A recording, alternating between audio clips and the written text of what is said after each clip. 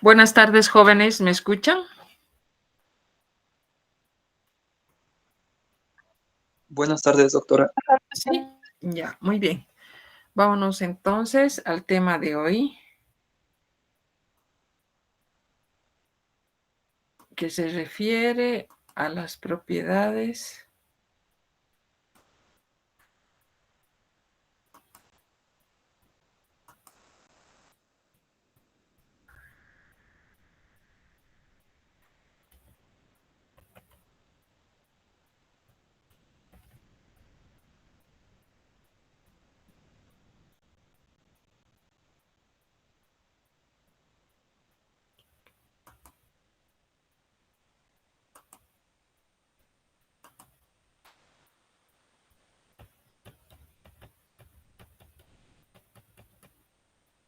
¿Pueden observar, jóvenes? Sí, doctora, se ve. Ya, muy bien. El tema de hoy entonces se refiere a las propiedades de la radiación electromagnética. Entonces, este es un tema que para ustedes no es nuevo, que ya lo han visto en algún momento de la materia de física, seguramente. Pero bueno, ahora vamos a hacer vamos a hacer énfasis en algunas características, en algunas propiedades que van a ser de provecho para nosotros a lo largo de del desarrollo de otros temas dentro de la materia. Dentro de lo que el contenido de este tema lleva, en primer lugar tenemos una introducción, las propiedades de la REM y la interacción de la REM con la materia. Bien, empezamos manifestando que la materia prima para estudiar una serie de fenómenos presentes en el universo siempre ha sido la radiación electromagnética de los diferentes cuerpos, que pueden ser las estrellas, el sol, etc. ¿Por qué es importante la radiación electromagnética? Es que a través de esta nosotros logramos describir una gran mayoría de los fenómenos existentes, si no es, diríamos, la totalidad de aquellos fenómenos existentes en el universo. Ahora se la considera la radiación electromagnética como fundamental en cualquier área de la ciencia, sea la física, la química, etcétera, para llegar a comprender mucho mejor, para conocer el medio, cómo se van a medir estas radiaciones, cómo van a aplicarse a los distintos entornos, es que nosotros nos vamos a referir al espectro electromagnético. Podríamos decir que más o menos más del 50% de los elementos que nosotros encontramos van a podérselos, diríamos, estudiar, revisar a través de la radiación electromagnética. Ahora, el espectro electromagnético, es decir, la distribución de las distintas radiaciones electromagnéticas, constituye pues diríamos, no constituye, nos permite clasificar el tipo de radiación electromagnética en distintos grupos, en distintas regiones, como nosotros vamos a ver posteriormente. Si hablamos de la radiación electromagnética, lo primero que tenemos que manifestar que es una forma de energía, es una forma de energía que se transmite en el espacio a grandes velocidades. Para hablar de la radiación electromagnética y sus distintas manifestaciones, vamos a decir que la forma más conocida, la forma que diríamos se la reconoce en cualquier situación va a ser la luz y el calor radiante. Eso no significa que no existan otras manifestaciones de la radiación electromagnética, como van a ser los rayos X, los rayos gamma, los rayos ultravioletas, las radiaciones del microondas, las radiofrecuencias, etcétera, etcétera. Todas estas que acabamos de mencionar son formas de energía. ¿En qué se diferencian? El momento de cuantificar la energía, el momento de tomar en cuenta sus longitudes de onda, el lugar y el el lugar y dónde van a actuar y de dónde van a originarse. Entonces, esto las va a diferenciar o los va a agrupar en distintos grupos, en distintas regiones para ir estudiando posteriormente cada una de estas regiones y las características que presenta. Entonces, tomando, inclusive haciendo un poco de historia y nos referimos ya a épocas, diríamos, más, o sea, a épocas anteriores, nosotros tenemos que pensar desde los estudios, los descubrimientos de Maxwell alrededor de 1860. Posteriormente tenemos la presencia de otros científicos, como es el caso, por ejemplo, de Newton, la presencia de Young, Huygens y todos otros científicos que siempre han tenido la inquietud de ir definiendo la naturaleza de la luz, donde primero la consideraban como una onda, después como una partícula, pero veían que ninguno de los fenómenos podía explicarse ni con una ni con la otra teoría. Es que finalmente pues se llega a la conclusión de que la naturaleza de la luz se trata de una radiación electromagnética, constituyendo la luz la manifestación más importante. Bien, entonces vamos a pasar acá con una pequeña diapositiva que se refiere al espectro electromagnético. Acá nosotros podemos diferenciar, por ejemplo, las distintas regiones. Vamos a empezar desde la región de los rayos.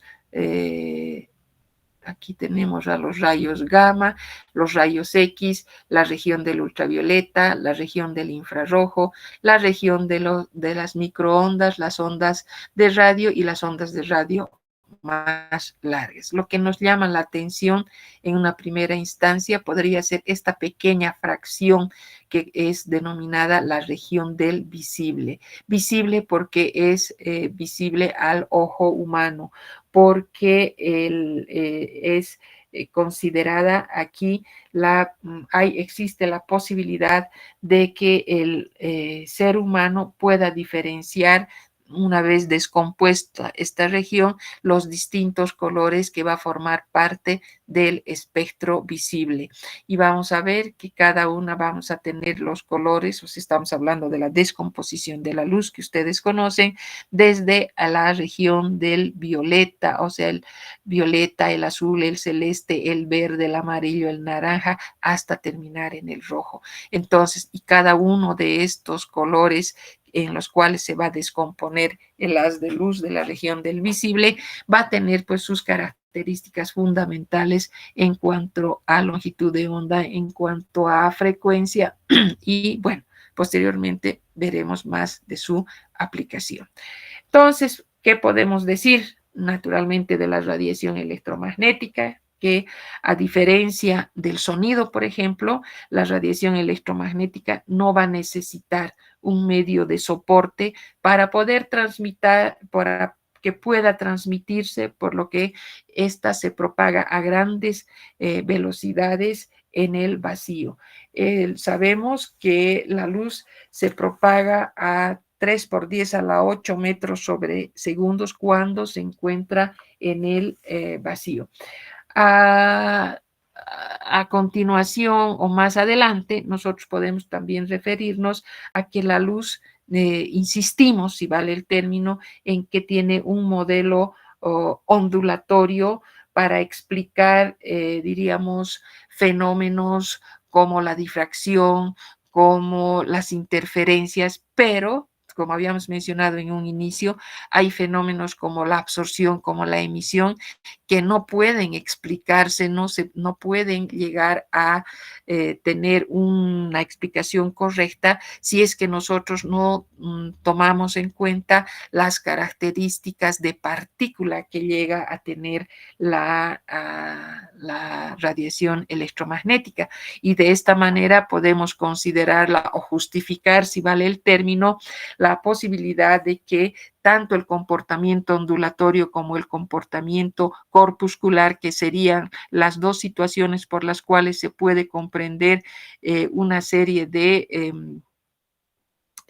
fenómenos que se llevan a cabo, son las dos situaciones totalmente complementarias, no excluyentes, de tal manera que solo de esta manera lograremos encontrar diríamos, una explicación al comportamiento que llegue a tener la radiación electromagnética. Y por otro lado, tenemos al espectro electromagnético, que va a incluir una serie de longitudes de onda, o sea, intervalos de longitudes de onda y de frecuencia, que va a permitir que este espectro tome en cuenta una serie de regiones, una serie de, diríamos, espacios donde se van a agrupar las radiaciones la radiación electromagnética con sus distintas características, y estas regiones del espectro nos van a permitir a nosotros encontrar una serie de diferencias, como también la posibilidad de contar con similitudes. Entonces, cuando nosotros nos referimos a la radiación electromagnética, vamos a decir que en su forma más concreta, si vale el término, podemos definirla como una forma de energía transmitida en el espacio a grandes velocidades. Esta forma de energía, cuya manifestación más conocida es la luz y el calor, vamos a ver que presenta un comportamiento sinusoidal y de partícula, y presenta dos componentes fundamentales que van a ser el campo eléctrico y el campo magnético. Entonces, de otra manera, la radiación electromagnética va a ser una forma de energía que se va a propagar en el espacio en forma de ondas electromagnéticas, y es el resultado de una serie de oscilaciones conjuntas de un campo eléctrico y también de un campo magnético, que sean perpendiculares entre sí y a la dirección de propagación, como vemos acá a la izquierda. Contamos con nuestro campo eléctrico, nuestro campo magnético. Vamos a ver que existe entonces, son perpendiculares entre sí e inclusive a la dirección de propagación. Entonces, una vez que nosotros manifestamos esto, vamos a ver que antes de hablar del aspecto ondulatorio propiamente dicho, es necesario que vayamos a reforzar lo que acabamos de mencionar dentro de las propiedades principales de la radiación electromagnética. Y en primer lugar, tenemos que la velocidad es constante en el vacío. Tiene una velocidad en el vacío de 3 por 10 a la 8 metros sobre segundos. En segundo lugar, después de lo que hemos hablado del sonido, no requiere un medio para propagarse a distintas o a diferentes longitudes de onda. Vamos a ver como otro tipo de situaciones, como es el caso del sonido, por ejemplo. Luego tiene la radiación electromagnética un carácter dual, que es muy importante que siempre lo recuerden, ya que tiene un comportamiento tanto de onda como también de partícula. Un comportamiento de onda que me va a permitir comprender fenómenos como las interferencias, fenómenos como la difracción, un comportamiento de partícula que me va a permitir comprender la diríamos, me va a permitir comprender su naturaleza de fotones, me va a permitir comprender, por ejemplo, el efecto fotoeléctrico. Luego vamos a poder mencionar que tiene o logra un transporte de energía, y cuando esta energía se propaga, va a transferir esta energía a la materia con la que va a ir a interactuar en un determinado momento. Entonces, se describe que sus parámetros pueden ser, o sea, se puede describir que por sus parámetros ondulatorios va a poder reflejarse, va a poder refractarse, va a poder dispersarse, va a poder polarizarse. Ahora, la clasificación de la radiación electromagnética, nosotros la vamos a poder encontrar en lo que constituye el espectro electromagnético que vamos a ver a continuación. Pero antes de eso, vamos a seguir mencionando algunas características. Ahora, la propiedad de partícula, por otro lado, de la radiación electromagnética, vamos a ver que se refiere a su comportamiento como un conjunto de fotones, como un conjunto de haces de partículas que son, diríamos, importantes porque transportan energía, pero no tienen masa. Cada fotón tiene una energía que va a ser proporcional a la frecuencia de la radiación. De esta manera vamos a poder explicar la relación que tiene con el efecto fotoeléctrico, que no es más que la descripción de la propiedad corpuscular que podría tener la radiación electromagnética. ¿Qué ocurre? Cuando la luz incide sobre una superficie metálica, va a tener la posibilidad de arrancar los electrones, y esta y de esta forma nosotros podemos comprender fenómenos conocidos como la absorción, fenómenos como la emisión, donde los átomos son capaces de absorber energía o donde los átomos son capaces de emitir radiación. Entonces, vamos a ver que esta radiación que emitan va a ser específica, y esta radiación, diría, esta absorción de fotones, esta emisión de energía específica va a originar cambios a niveles energéticos dentro de la materia. Y si para quedar totalmente claro y en unas cuantas palabras, tenemos que decir que aunque la radiación electromagnética se propague como ondas, interactúa con la materia como una partícula, estamos hablando como un fotón, demostrando así su comportamiento o la naturaleza dual que ésta presenta.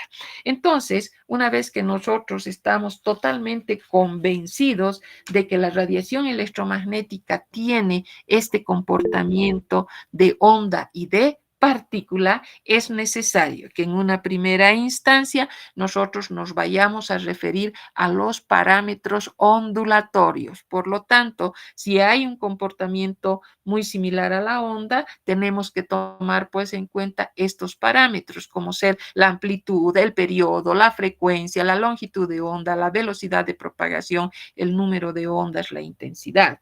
Cuando nosotros nos referimos a la amplitud, inmediatamente asociamos a la altura, asociamos o la definimos como la elongación máxima a la que se puede llegar.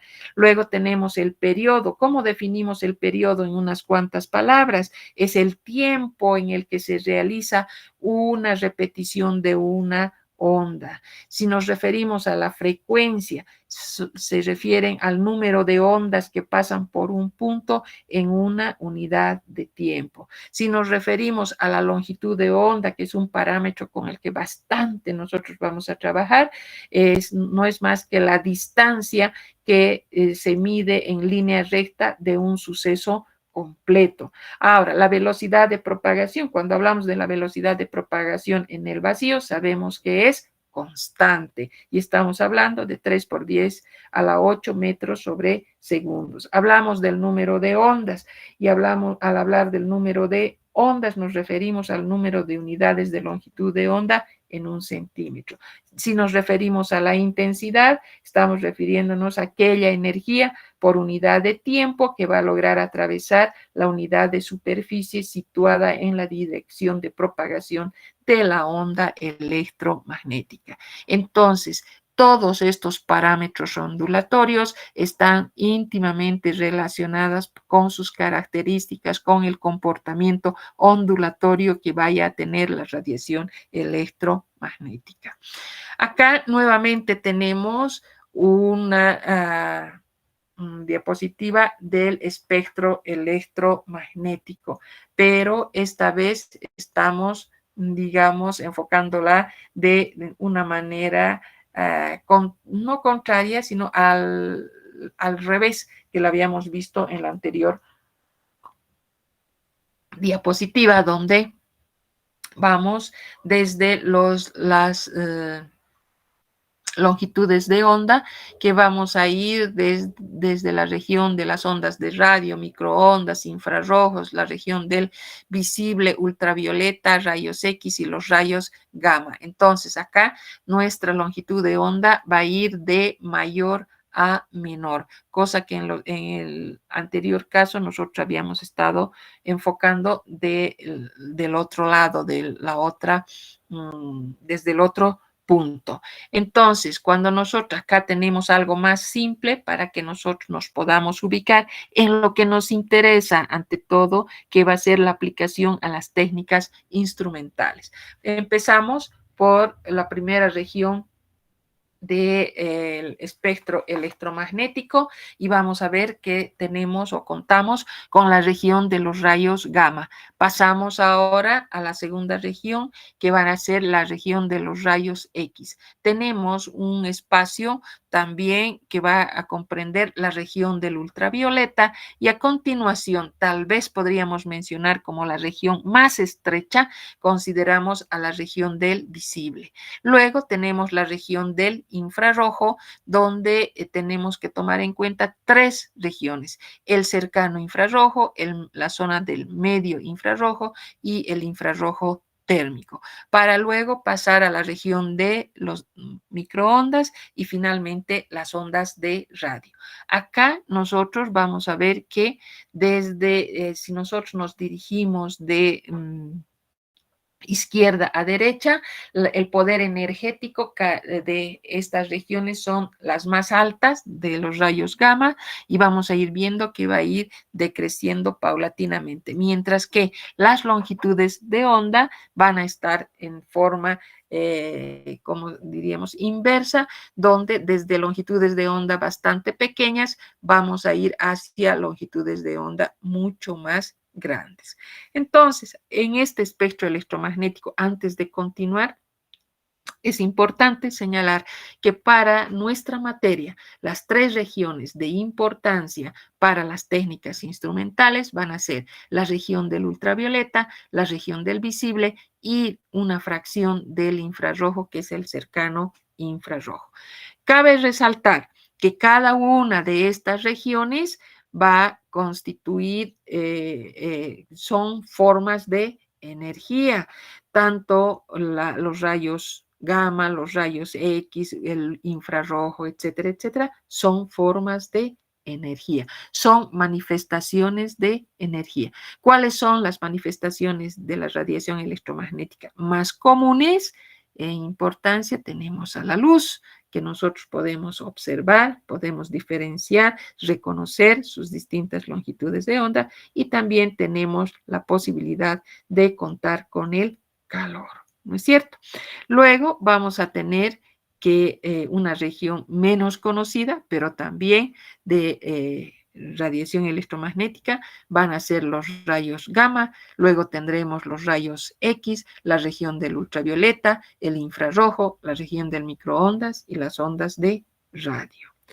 Ahora, cuando nosotros hablamos, por ejemplo, de las semejanzas o los aspectos parecidos, iguales que tienen cada una de estas regiones del espectro, ¿qué vamos a decir? Todas estas regiones son formas de energía, correcto.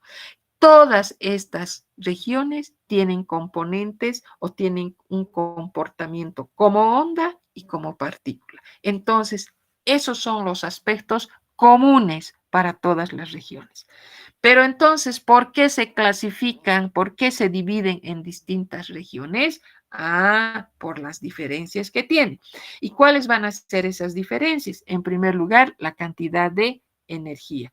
En segundo lugar, su longitud de onda. Luego tendremos que pensar en el tipo y en el lugar donde van a ir a actuar, o también tenemos que pensar dónde se van a originar.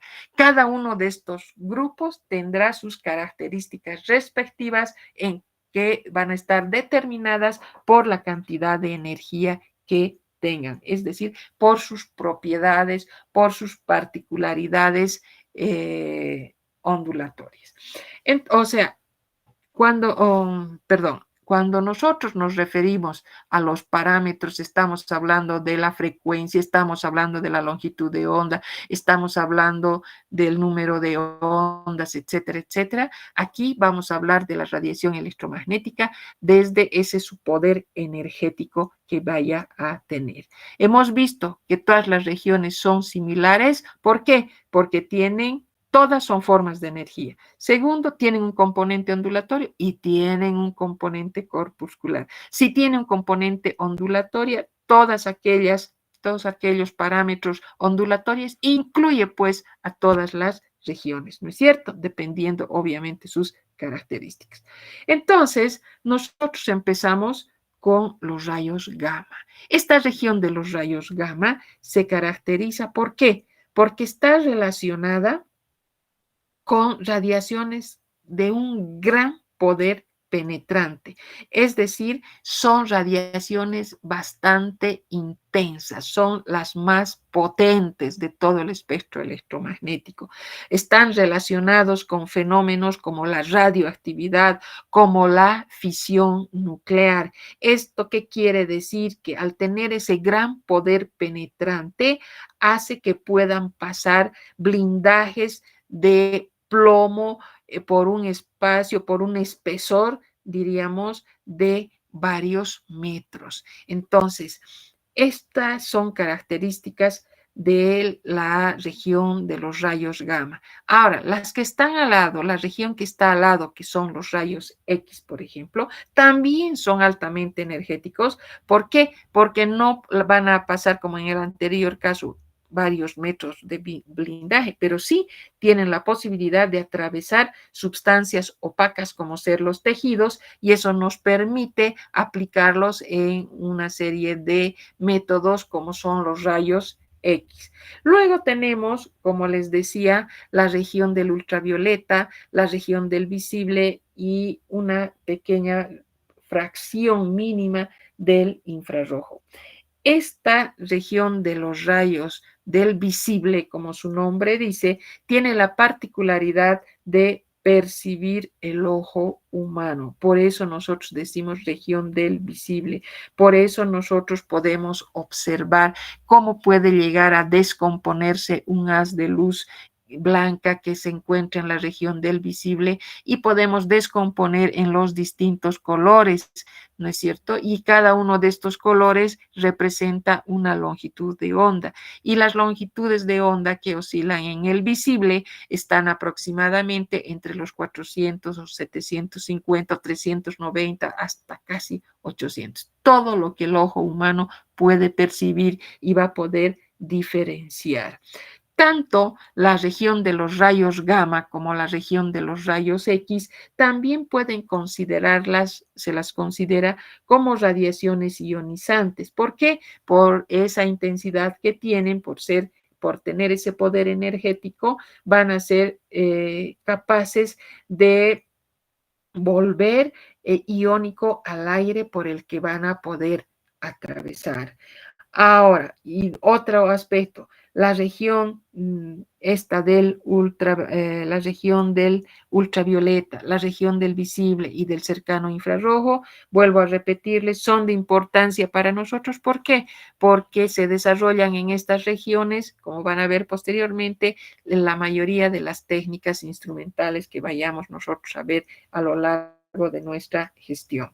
Si nosotros hablamos de la región del infrarrojo, tomamos en cuenta las microondas y las ondas de radio, vamos a ver que su contenido energético va a ser mucho menor que las anteriores o las que están antes.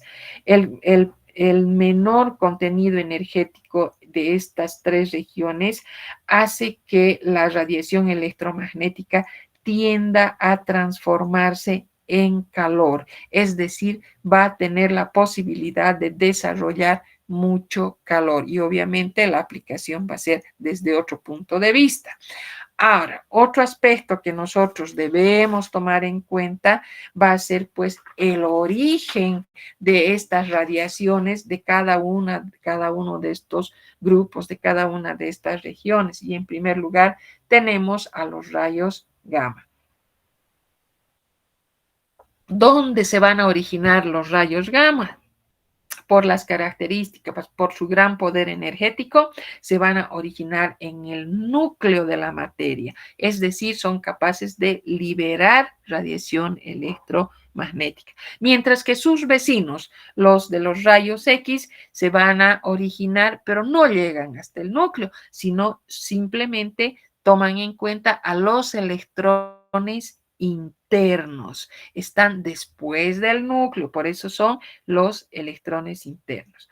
En cambio, la región del ultravioleta, la región del visible, van a ser capaces de producir reacciones de los electrones de valencia, de los electrones químicos, ya que existe una liberación de electrones de enlace. Estos que actúan a nivel de los electrones externos, de los electrones de valencia, son importantes, son empleados en las técnicas instrumentales. Ahora, después de estos electrones externos, más allá nosotros vamos a dar lugar a que se presenten la energía, diríamos, van a ser energías ya moleculares, ¿no es cierto? Donde vamos a tomar en cuenta la energía eléctrica, la energía de vibración, la energía de rotación, la energía de traslación, la energía de los espines de electrones, etc. Pero ya cuando nos vamos más hacia la derecha, cuando nosotros estamos hablando de la energía molecular, donde podemos encontrar. Ahora, después vamos a decir, estas mismas regiones a quienes afectan o de qué manera van a actuar. Los rayos gamma, por sus características, por su gran poder energético, va a afectar o va a modificar al núcleo y por eso están relacionados con la fisión nuclear. Se presentan cuando se lleva a cabo un bombardeo al núcleo. Los rayos X, como son de menor poder energético, diremos así, se producen en los electrones internos y van a afectar también a los electrones internos. Para el ultravioleta, para el visible, van a ser capaces de afectar, van a tener el poder de modificar ¿a quiénes? A los electrones externos o a los electrones de valencia. Mientras ya nos referimos a los de la región del infrarrojo, de las microondas y las ondas de radio, estos son afectados a la vibración de las moléculas de enlace. Eso por la ubicación, por la posición y por las propiedades que presente cada una de estas regiones. Pasamos pues entonces a aquellos fenómenos de la radiación que están relacionados con la transmisión de la radiación electromagnética: la reflexión, la refracción, la difracción, las interferencias que pueden originar a las interferencias constructivas y a las interferencias sustractivas. Vayamos a hablar o a referirnos de lo que va a ser el fenómeno de la transmisión. ¿Cuándo se produce la transmisión? Decimos que la transmisión no es más que el paso de radiación. Vamos más adelante. ¿Tenemos? No. La transmisión. Entonces, como habíamos dicho, la transmisión de la radiación electromagnética es el paso de la radiación electromagnética a través de sustancias transparentes. Entonces, van a ser transparentes al visible, al ultravioleta o al cercano infrarrojo. Y si nosotros colocamos una sustancia no transparente, a ver, imagínense, por ejemplo, el asfalto, no va a poderse llevar a cabo una transmisión de la luz, no va a poder pasar la radiación. Una condición es que sean transparentes a la radiación. ¿Qué ocurre cuando pasa o cuando atraviesa la radiación electromagnética por la materia? Sabemos que inicialmente en el vacío la radiación electromagnética tiene una velocidad constante. Entonces, cuando atraviese la materia, esa velocidad va a disminuir si nosotros la comparamos con la del vacío. Se produce un retardo. A ver, ¿qué es lo que ocurre? Se presenta una interacción de esta radiación con las partículas con las cuales estamos trabajando. Entonces, estas partículas del medio van a estar representadas como unos electrones, y estos electrones van a van a vibrar, si vale el término, para luego reemitir la energía. Entonces, estos procesos con los que interactúan las partículas del medio, como son los electrones, estos van a vibrar, y esto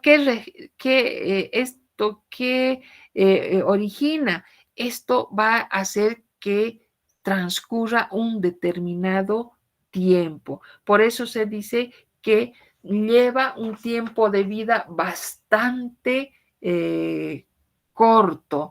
Es una sesión fugaz, es una sesión veloz de tiempo, que más o menos dura entre 10 a la menos 14 o 10 a la menos 15 segundos. Entonces, transcurrido esto, cuando sale la radiación de la materia, esta radiación electromagnética va a tomar distintas velocidades. Es decir, para cada tipo de materia por el que ha logrado atravesar, va a contar con distintas velocidades que se van a interpretar en función a la naturaleza electrónica. ¿De quién? Del medio por el que ha logrado atravesar. Cuanto más complejo es este medio, cuando la naturaleza del medio es más, está más difícil, es más complejo. Imagínense, por ejemplo, la presencia de dobles enlaces, la presencia de triples enlaces, etcétera, etcétera. Vamos a ver que el paso de la radiación electromagnética va a ser pues más dificultoso, va a existir mayor frenado, va a ser mucho más, complejo, mucho más lento, entre comillas, ¿sí? Eso cuando hablamos de la transmisión y ese ligero retardo, ese ligero frenado que nosotros podríamos mencionar, que se presenta cuando se encuentran o cuando producen esa vibración de los electrones. Luego tenemos que hablar de la reflexión. ¿Qué nosotros entendemos o cómo podemos definir a la reflexión? Cuando nosotros nos referimos a la reflexión, recordamos como aquel fenómeno en el que un rayo incide sobre un determinado cuerpo y va a volver al medio del cual proviene. Y aquí tenemos la reflexión y nos dicen el retorno de la radiación. Aquí tenemos entonces representado ese que se llama ese fenómeno de la reflexión, caracterizado por un haz de luz incidente, un haz incidente. Este haz va a incidir sobre una superficie. Esta superficie podrá ser una superficie bien pulida, podrá ser una superficie conocida como un espejo plano y va a dar lugar o va a originar a una reflexión regular. ¿Qué quiere decir esto? Que va a haber, una vez que incide sobre esta superficie, va a volver a través del rayo reflejado hacia el medio del cual proviene. Pero esa superficie también puede ser irregular. Y en este caso nosotros estamos hablando de una reflexión irregular. Cuando esa superficie no va a ser pues pulida, cuando esa superficie no va a ser regular. Entonces, ese es el fenómeno de la reflexión que se lleva a cabo cuando nosotros contamos con un haz de luz. Luego vamos a hablar de la refracción. ¿Qué nos dicen de la refracción? Ah, es la luz desviada. Cuando nosotros nos referimos a la refracción de la luz, tenemos que contar con también es un fenómeno físico donde el rayo de luz va a ser capaz de atravesar un medio de separación, diríamos, que va a lograr desviarse de su dirección original o de su dirección inicial. ¿Qué es lo que ocurre? Esa dirección del rayo que ha sido refractado va a ser muy distinto al del rayo incidente, ¿no es cierto? Aquí tenemos el rayo incidente, va a atravesar ese medio de separación, al atravesar va a sufrir una desviación muy diferente a la dirección que hubiese tenido inicialmente este rayo. ¿Qué es lo que ha ocurrido? Este medio que va a ser de diferente densidad va a tener la posibilidad de desviar de su dirección inicial. En otras palabras, vamos a contar con un rayo refractado. Ese rayo refractado va a ser muy distinto en cuanto a la dirección que tenga, por eso va a ser desviado con respecto al rayo incidente. Y a partir de acá, nosotros podemos contar con un otro parámetro muy importante que va a ser el índice de refracción.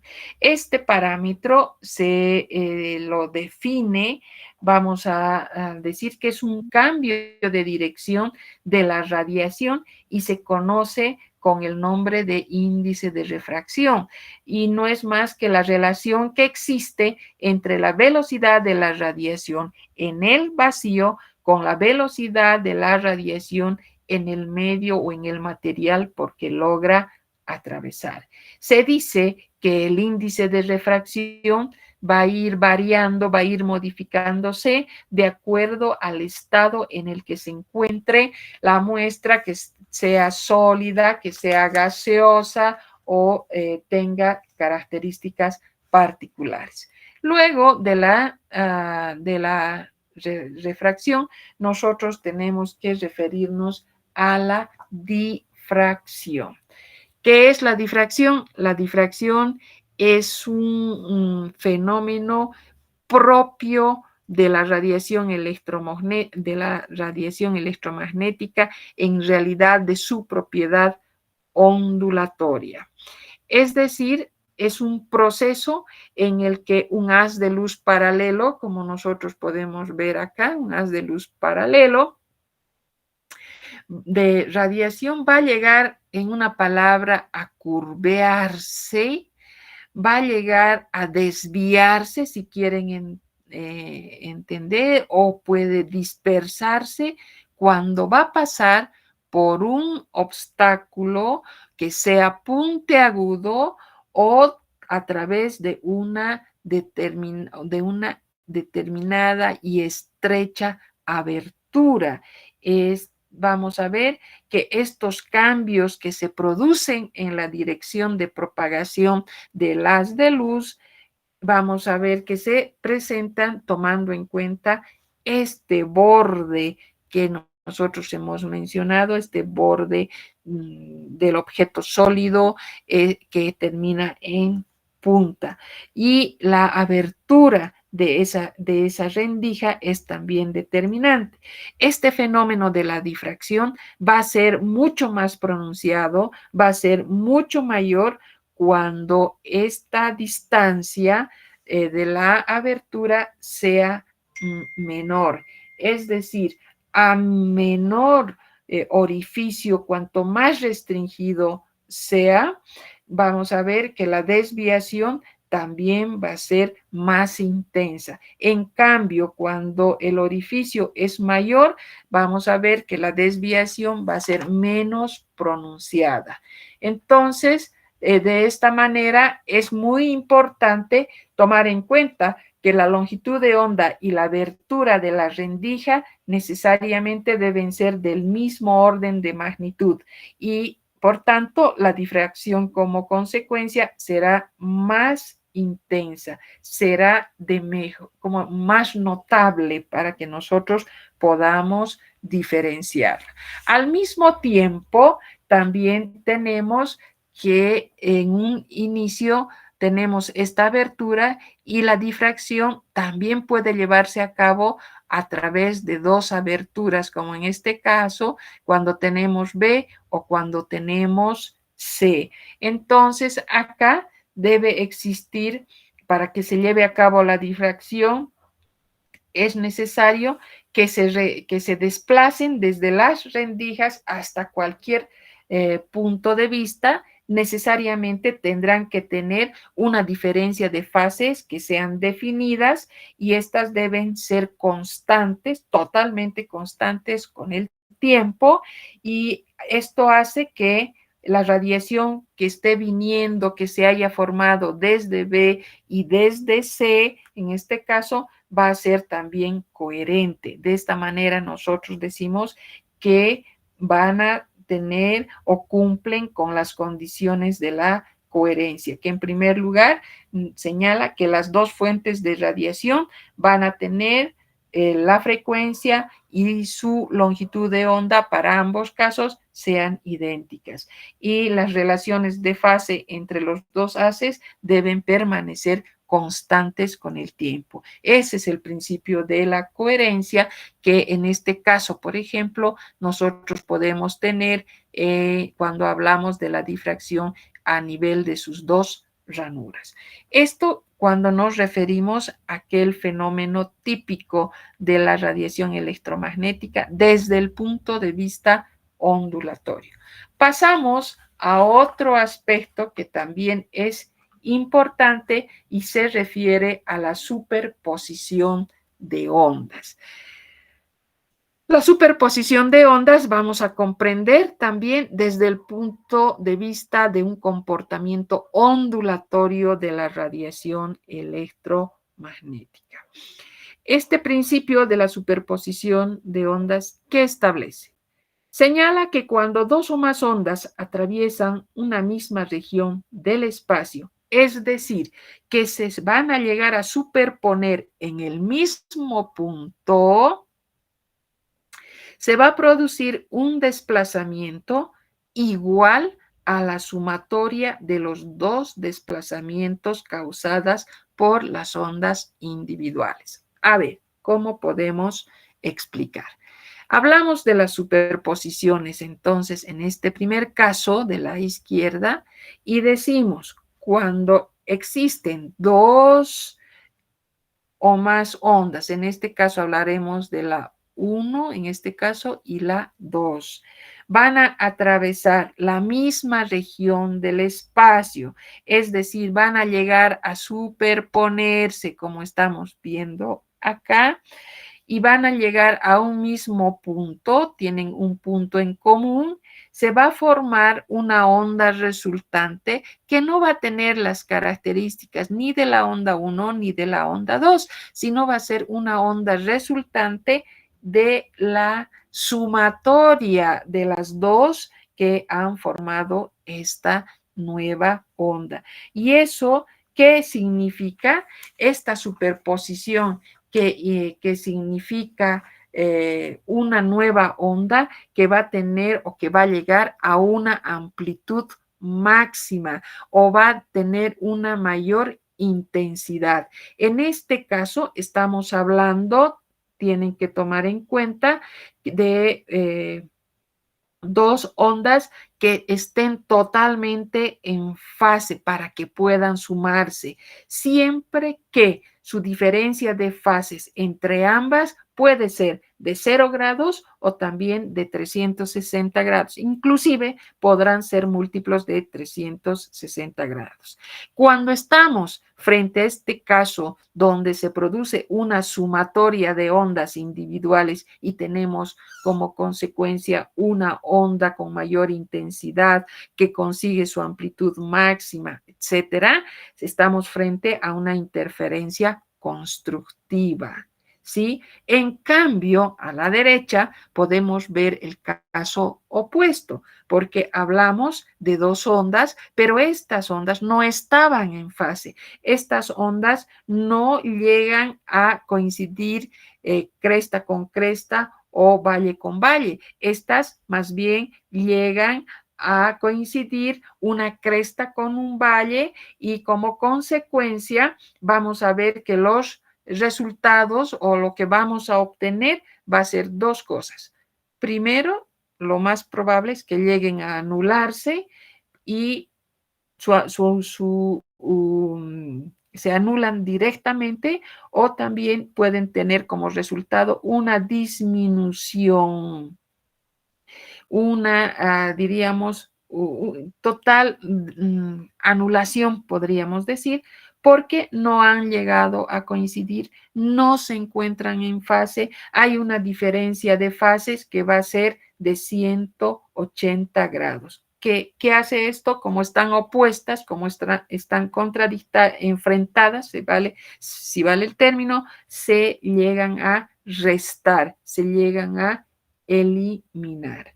Entonces, estos procesos de interferencia que son constructivos, sustractivos, sumativos, o sea, la constructiva, la interferencia constructiva tiene el nombre de interferencia sumativa, tiene el nombre de interferencia positiva. La destructiva tiene el nombre de interferencia sustractiva también o negativa. Estos tipos o estos procesos de interferencia, si vale el término, ¿cuándo se los utiliza? ¿Para qué nos sirva?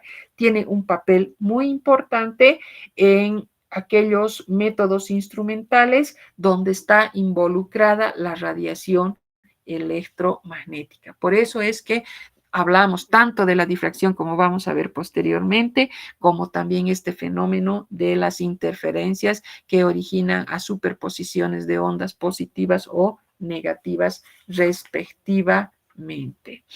Bien, ahora aquí tenemos, por ejemplo, el ejemplo de lo que habíamos mencionado, de que tenemos en el primer caso una interferencia constructiva, tenemos dos ondas, estas ondas están perfectamente en fase, tienen una diferencia de fase de 0 grados o de 360, van a superponerse y como resultado, fíjense, la onda resultante va a resultar mucho más intensa, es la sumatoria de ambas, no tiene las características ni de esta ni de la otra, sino tiene una característica de una onda, como se dice, potenciada, que ha sufrido una suma de ambas ondas individuales. Y en el caso siguiente, cuando hablamos de del proceso de interferencia destructiva, como se oponen, como la diferencia es 180 grados, como se encuentran desfasadas y coinciden los valles con las crestas, y en ambos casos, estas va a llegar un momento o disminuyen o rebajan, que es poco probable porque generalmente llegan a anularse.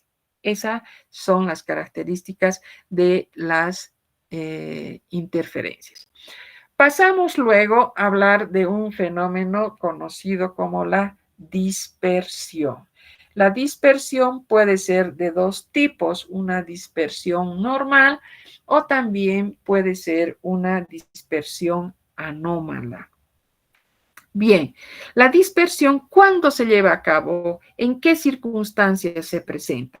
La dispersión ocurre cuando la velocidad de propagación de una onda va a depender de su frecuencia, haciendo que cada color, si hablamos de la región del visible, si hablamos de la luz del visible, diremos así, se van a separar al atravesar un medio porque cada una va a viajar a distintas velocidades en el material. Ahora, esta dispersión ocurre cuando la velocidad de propagación de una onda va a depender de su frecuencia, haciendo que cada color de la luz se desvíe o se refracte en un grado diferente, Y un ejemplo claro, un ejemplo típico tenemos cuando estamos frente a la descomposición de la luz. ¿Se acuerdan ustedes cuando hablábamos de la descomposición de la luz? A ver, aquí estamos. Vamos a ver que el caso de la descomposición en el caso del violeta, por ejemplo, se va a desviar más que el rojo. ¿Por qué? Porque el violeta porque la frecuencia en ambos va a ser distinta. El violeta va a tener una mayor frecuencia que el rojo y por lo tanto se va a producir un freno, diríamos, o una disminución más al interior que en el caso del prisma, ¿no? Entonces, esto en cuanto a la dispersión.